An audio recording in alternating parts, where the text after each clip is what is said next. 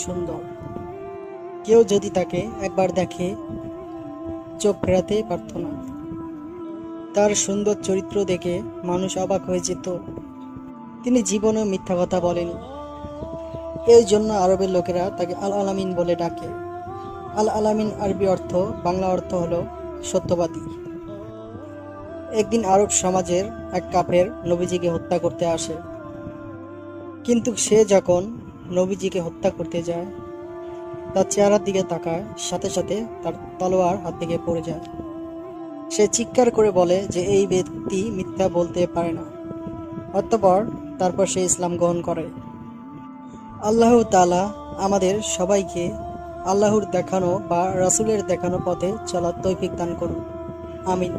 আমাদের ইসলামিক চ্যানেলটি সাবস্ক্রাইব করে পাশেই থাকবেন। নতুন নতুন ভিডিও পেতে সাবস্ক্রাইব করে আমাদের পাশেই থাকবেন। ভিডিওটি কেমন লাগলো তা কমেন্টে জানাবেন।